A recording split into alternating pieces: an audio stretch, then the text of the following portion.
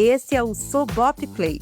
Aqui temos entrevistas, novidades e atualizações sobre o universo da oncologia pediátrica. Olá, sejam muito bem-vindos a mais um episódio do podcast da Sobop, a Sociedade Brasileira de Oncologia Pediátrica.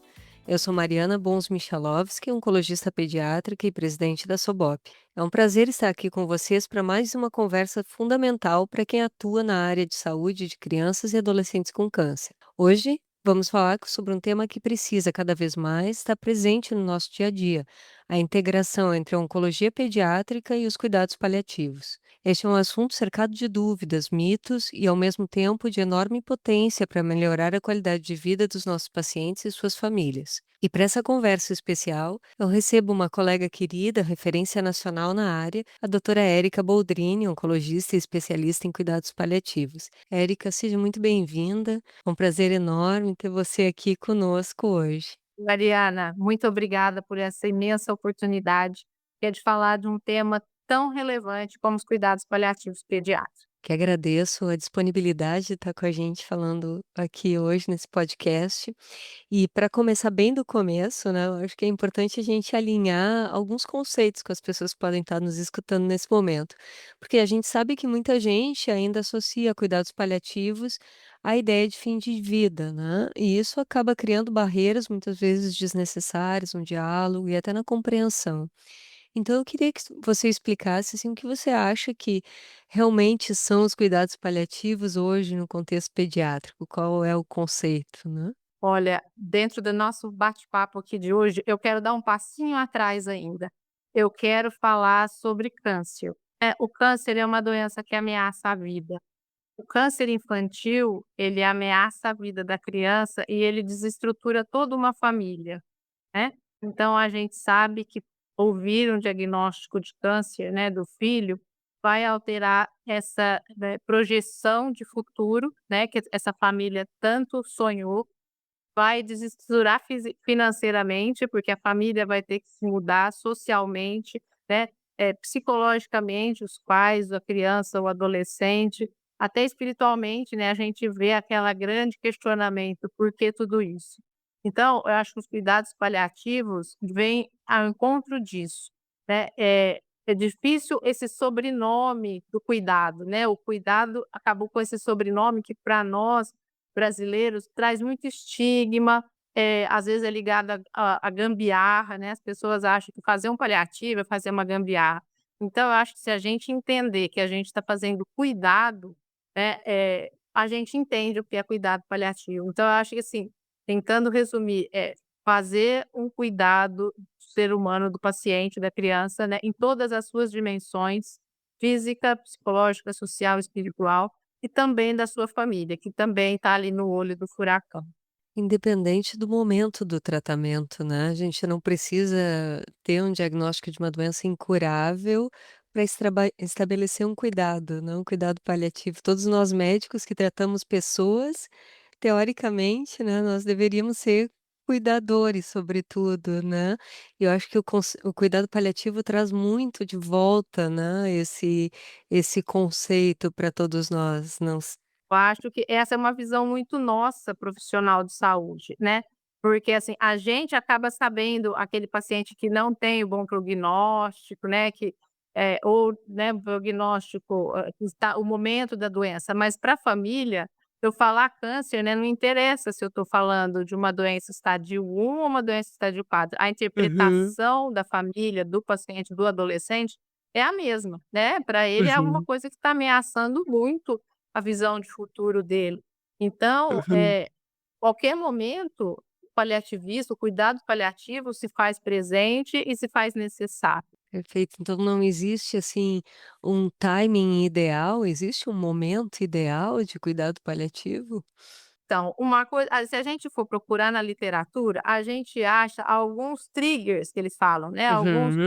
paradores para a gente chamar uma equipe de o paliativista, o especialista. Então seriam, eh, as doenças de prognóstico reservado, como o paciente que faz um diagnóstico de um glioma de tronco, o paciente que tem muito sintoma, o paciente que tem muitas internações, muitas idas à emergência.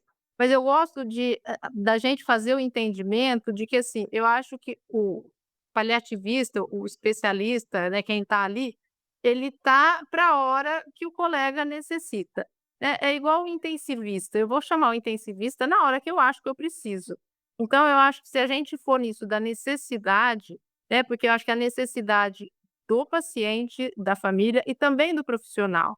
Se eu estou com um profissional que ele não tem uma habilidade para fazer uma comunicação, para cuidar de uma Perfeito. dor, controle, e eu tenho alguém na equipe que tem, né, nada melhor do que eu chamar essa pessoa para me ajudar, para agregar ali no cuidado.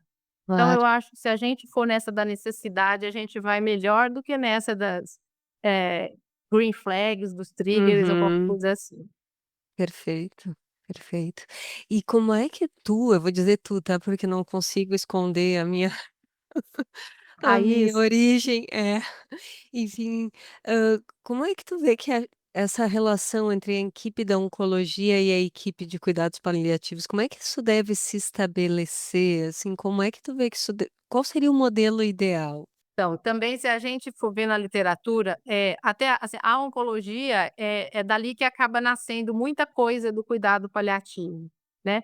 Mas eu acho que em todas as doenças que ameaça, a gente não tem, especialista e espero não ter mesmo especialistas para cuidar das doenças que ameaçam a vida, né. Eu acho que os especialistas são os oncologistas.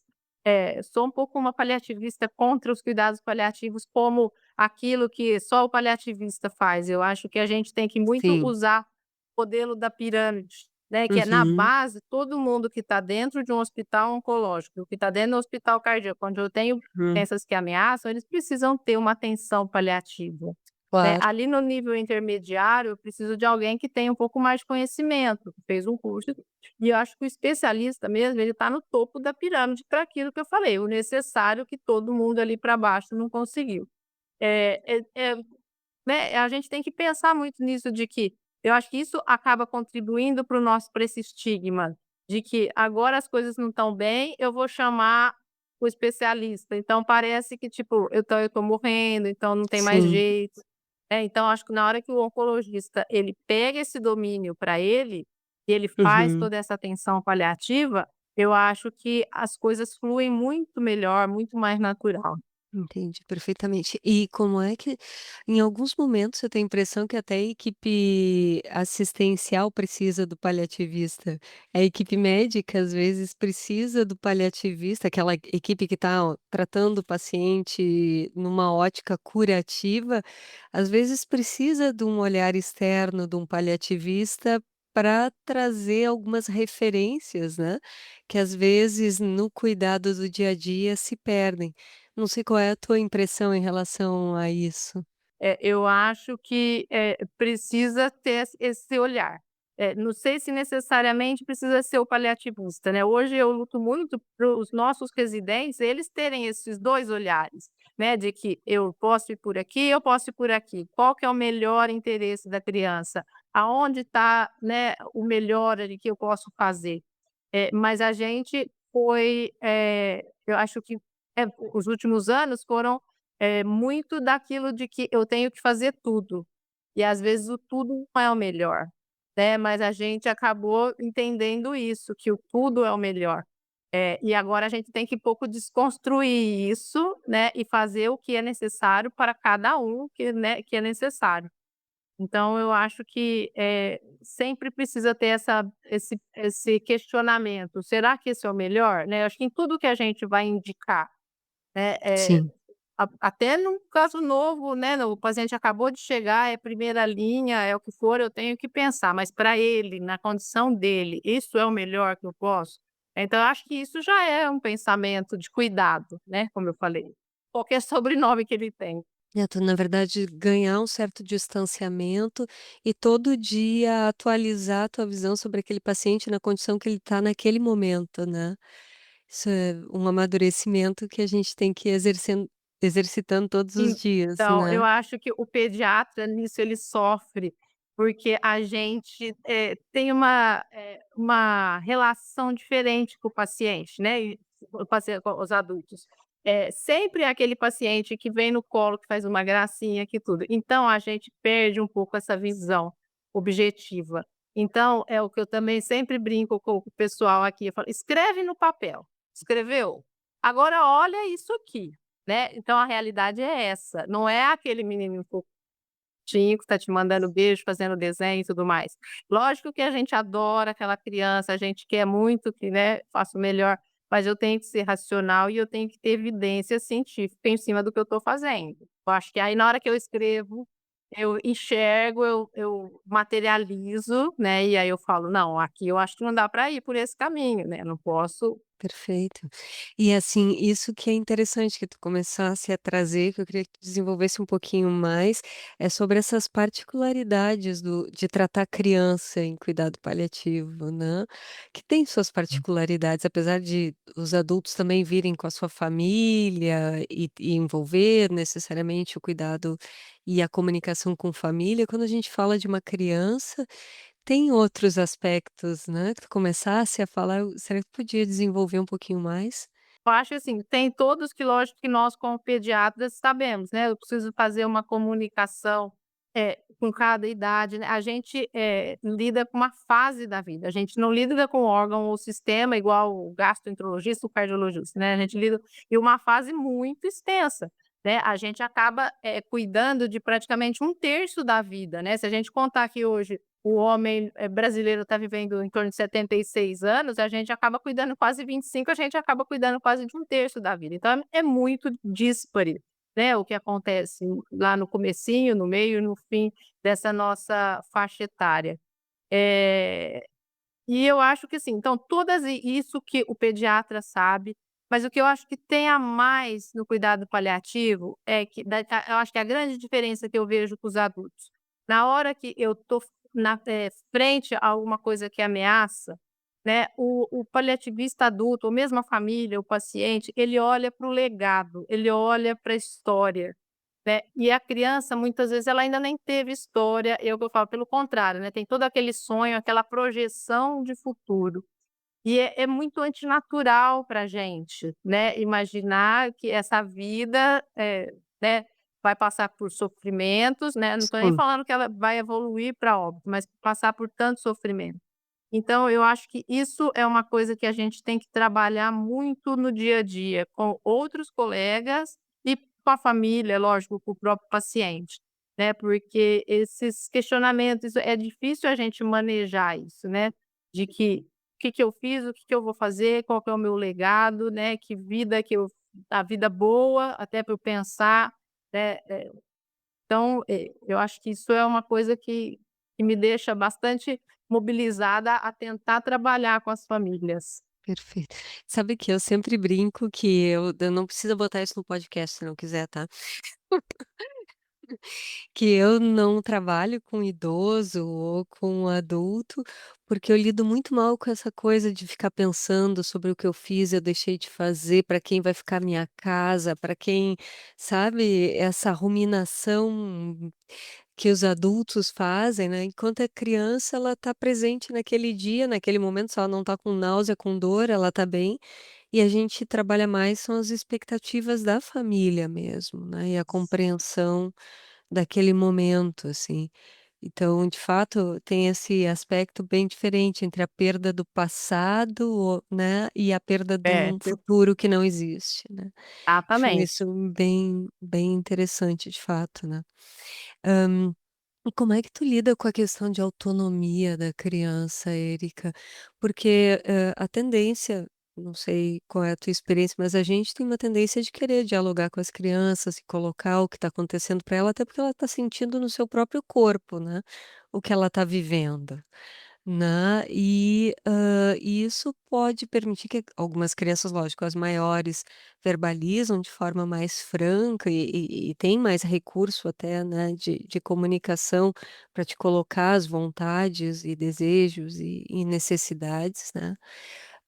Mas como é que tu lida isso com as crianças menores, assim, em termos de capacidade de decisão ou de discurso ou de diálogo, como é que se lida com isso? Isso eu acho que é outra coisa interessante para a gente, refletir, né. Eu acho que desde pequeno, quando a gente tem uma criança, um bebê, a gente vai treinando a autonomia dele, né, mas ao mesmo tempo que a gente treina a autonomia, a gente coloca alguns, eh, cortes, algumas coisas que não, né, porque, a gente não deixa a criança escolher a roupa, não é, a gente escolhe a roupa da criança pequena. E aí a gente está numa situação de que essa mesma criança que às vezes eu brigava para ele: "Não, faz sozinho, pega os brinquedos, faz as coisas", mas eu não deixava, né, eu fica nesse é a construção, acho que da autonomia, né, ele se encontra doente nesse momento, né, então eu acho que a gente tem que continuar a tentar desenvolver tudo isso. Então eu posso dar, opções fechadas, né, lógico que eu não vou falar assim: "Você quer que funciona, não funciona", mas eu posso perguntar: "Você quer que funcione aqui ou ali?", né. "Você quer que funcione no colo da sua mãe ou você sentado na poltrona com o seu brinquedo favorito?". Então eu acho que a gente tem que continuar construindo isso. Porque assim a criança participa de todo o processo, né, ela entende, ela colabora, e eu acho que com isso, a gente vai tendo também aquele adolescente que ele vai passando e vai entendendo e vai tendo voz, né. Não é à toa que, assim, dentro da bioética a gente tem que fazer termo de assentimento, né, para os maiores de 12 anos, porque a gente tem que provar que a gente conversou e que a gente deliberou com ele. Então eu acho que, assim, o pediatra é meio formado para isso, né, para muitas vezes conversar com a criança tipo, se a família acaba sendo o coadjuvante, né, e a gente colocar a criança ali mesmo como centro. E a gente sabe mais do que ninguém que, a criança que vivencia, uma doença como o câncer, ela tem esse amadurecimento, ela muitas vezes ela fala nomes de drogas, de doenças e coisas que a gente até assusta quando ela começa a soltar, né, que ela fez tal remédio, que ela tem Sim. tal. Então a gente vai construindo até o letramento em saúde dessas crianças, né, desses adolescentes. Tem criança que sabe mais do que os próprios pais, às vezes, sobre o seu tratamento. Sabe dizer Exatamente. tudo, assim, do que está fazendo. E, as perguntas difíceis ou aquelas coisas que, às vezes, os pais não querem que a gente fale com as crianças, como é que a gente lida com isso, assim? Famílias que, às vezes, pedem que a gente não comente ou não fale com essas crianças que estão vivenciando essas situações. Como é que vocês acham que a gente deve lidar, assim, com Eu isso? acho que, assim, a gente sempre tem que tentar explicar para os pais, que a gente não tá para fazer nada de mal, né, e que a gente tem que ser sincero. Então eu acho que tem aquela máxima, muitas vezes, assim, que a gente até promete para os pais: "Olha, eu não vou começar a conversa hoje, mas eu vou terminar. Se ele me perguntar, eu vou responder, porque eu tenho que ser sincera". Uhum. E a gente vê, é aquela coisa que eu acho que tem que ser gradativa, né, as verdades, mas sempre verdade, eu não posso, fazer aquela mentira piedosa, né, porque isso cai, isso depois vai trazer mais problemas. Então, eu acho que a gente tem que sempre combater o círculo do silêncio aí com os pais. Eu acho que quando a criança faz uma pergunta, a gente tem que tentar entender o que que ela quer saber exatamente. É, porque assim, por que que ela chegou nesse ponto de perguntar para o profissional, né. Então, quer dizer, isso não está sendo falado em casa, ou ela escutou de alguém, por isso que eu falo, então é questionar mesmo, é sempre devolver a pergunta com uma outra pergunta. "Por que que você está me perguntando isso? Aonde você escutou isso? Por que que isso está né, o que que está acontecendo?". Eu acho que com isso a família, percebe que, assim, é mais tranquilo, né, que ninguém vai chegar e falar: "Olha, você tem um osteosarcoma metastático, que seu prognóstico é isso", né. Então isso é muito medo deles, né, de proteção ali da criança, então fica muito aquela briga da a proteção dos pais versus o protagonismo da criança, de não deixar eles muitas vezes perguntar e falar. E é claro que essa questão do silêncio isola as pessoas, né, no momento que elas precisariam estar mais próximas, né. Não poder conversar com o seu próprio filho sobre a doença, sobre aquele momento, deixa os indivíduos separados, né, quando no momento em que eles deveriam estar se acolhendo, né, naquela situação de dor. Todo mundo está sofrendo, né, e a gente sabe que quando o sofrimento é compartilhado, ele é menor, a carga é menor para cada um. É. Então se eu posso chorar isso a gente sempre pensa assim, da criança para a família, mas os pais também, né, pode chorar e pode falar: "Eu também estou Claro. com medo, eu também estou", né, sentindo muito por tudo que você está passando, vamos tentar conversar com o Uhum. médico, vamos tentar esclarecer, vamos tentar achar o que que é melhor para esse momento, o que que a gente pode fazer. Então eu acho que isso fortalece muito, né, o vínculo dos pais e tranquiliza, diminui a ansiedade e tudo isso eu acho que só traz benefício. Eu sempre brinco, né, que se eu tivesse doente com uma doença grave, se a minha mãe chorasse, eu entenderia, né. Com certeza, né, ia perguntar: "Por que você tá chorando?" Aí ela vai, né, acho que você tem que dar as respostas: "Ah, porque eu tô com medo, eu também tô", então eu acho que Que aí, né, demonstra chora junto. afeto, né, todo mundo tá junto. E como a gente pode formar esses novos profissionais? Ele que eu sei que tu tem um vínculo grande nessa questão educacional e formação de novos oncologistas, né. A gente tem que cada vez mais trabalhar, porque hoje tem uma facilidade muito grande da gente ter acesso a toda a informação científica, a dados, a artigos, né. Mas isso que a gente está falando vai além do artigo e do dado e da medicação, né. Então como a gente pode dar oportunidade para os residentes, para os médicos em formação desenvolverem essas habilidades? Eu acho que um oncologista bem formado, ele consegue ter essa visão, né, ele consegue e o que eu quero dizer com bem formado? É assim, é aquela formação mesmo da gente escutar o paciente, escutar a família. Hoje, infelizmente, a gente vê muita gente que chega e já quer ser o especialista, né, então ele já chega numa faculdade e ele já sabe que especialidade ele vai fazer, ele chega numa residência, ele já sabe a subespecialidade que ele vai fazer. Então eu acho que ele não dá essa oportunidade de vivência, né, então o residente ele tem que ver o paciente ao diagnóstico, ele tem que ver o paciente no fim de vida.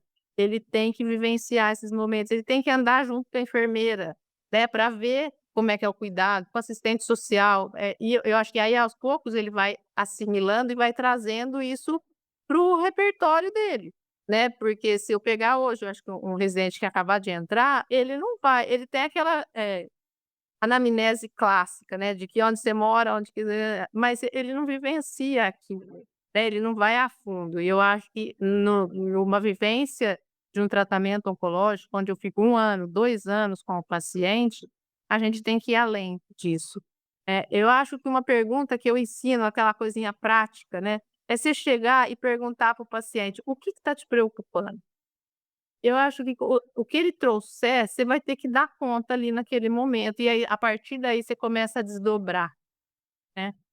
Então eu acho que essa perguntinha simples, assim, eu acho que traz muita coisa, né. Lógico, no momento mais difícil, você traz o que traz a paz o que traria a paz para você agora nesse momento. Então são coisas simples que eu acho que a gente vai colocando na nossa anamnese, né, nos protocolos de quimioterapia, nos estudos de biologia molecular, que a gente tanto faz né, essa carga imensa que o residente da oncologia tem que estudar, mas a gente não pode esquecer esse outro lado, né, de trazer o ser humano, que é como você falou, né, a gente tem muito hoje facilidade, eu tenho um computador no bolso, né, o telefone hoje tem tudo que a gente quer, mas eu acho que se a gente não tiver essa curiosidade de conhecer o outro, de como que eu vou ajudar o outro, de estar na frente do outro, não adianta eu saber todos os protocolos, né. É, perfeito, né, que o outro é tão diferente da gente, né, que a gente tem que escutar para saber o que que aquele outro precisa, né. Muito bacana. Bom, e assim, olhando para os próximos anos, o que que a gente pode pensar em termos de avanços, assim, em termos de política pública, eventualmente, ou de formação ou estruturação dos serviços nessa área? Como é que tu vê hoje, pensando agora de forma mais ampla, né, saindo do tratamento um paciente, mas pensando na própria sociedade de oncologia pediátrica, o que que como tu vê, assim, esses próximos anos em termos de avanço e políticas públicas que poderiam ser implementadas, visando qualificar o cuidado paliativo?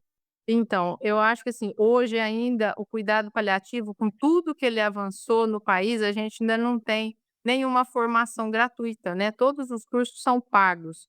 A gente tem até residência, para fazer, curso de medicina paliativa, Mas você já é um médico que quer fazer uma especialização, um aprimoramento, são todos pagos. Então, eu acho que isso é uma coisa que dificulta o cuidado paliativo em geral no nosso país. Em pediatria especificamente, a gente tem pouquíssimas formações direcionadas ao cuidado paliativo pediátrico. Mas como eu falei, eu acho que a oncologia, ela tem os seus amarguras, mas tem os seus privilégios, né. A gente tem na nossa, política de atenção aí desde 2022 que ele já cita lá os cuidados paliativos, né. Então, o bem ou mal, eu acho que todo mundo já está se mexendo para trazer isso nas residências. E agora com a Política Nacional de Cuidados Paliativos de 2020 do ano passado, né, que a gente vai dar uma luz para atenção primária, eu acho que também vai ter bastante ajuda para a gente.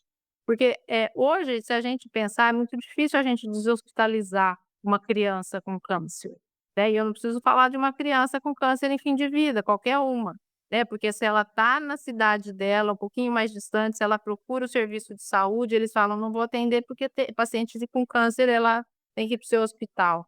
Então eu acho que na hora que a gente tiver uma atenção básica bem estruturada, né, no cuidado, como a gente já comentou aqui, né, que não preciso ficar em cima do sobrenome do cuidado.